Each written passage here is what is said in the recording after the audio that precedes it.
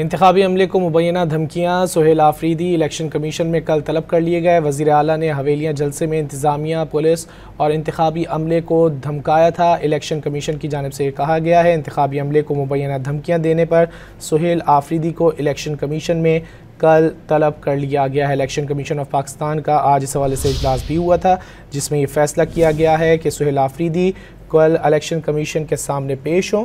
वज़ीर आला ने हवेलिया जलसे में इंतज़ामिया, पुलिस और इंतखाबी अमले को धमकाया भी था। इसी हवाले से मज़ीद जानेंगे डॉन न्यूज़ के नुमाइंदे इरफान से। इरफान, क्या तफसीलात हैं?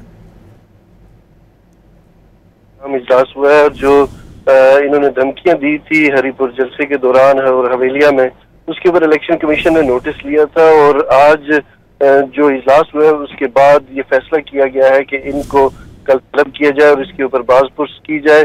क्योंकि वहाँ पे इलेक्शन हैं तो इन्होंने इलेक्शन अमले को खास करके ये धमकी दी थी कि वहाँ पे जो है वो इलेक्शन अमला जो है वो इस तरह की कार्रवाइयों में मसरूफ है जिससे इलेक्शन का अमल मुतासिर हो सकता है। तो जिससे वज़ीर आला सुहेल आफरीदी और उम्मीदवार जो है शहनाज उमर अयूब को कल 21 नवंबर को तलबी के नोटिस जारी हो गए और इलेक्शन एक्ट 2017 और ज़ाब्ता अखलाक की खिलाफ वर्जी पर कार्रवाई का इंदिया भी है। इस हवाले से वज़ारत दाखिला को हल्के में वफाकी इदारों की मदद से फुल प्रूफ जो सिक्योरिटी है उसको यकीनी बनाने की हिदायत कर दी है और प्रिजाइडिंग अफसरान और इंतखाबी मफाद जो है उसकी महफूज नकलो हरकत के लिए खुसूसी सिक्योरिटी का भी मुतालबा कर दिया गया है।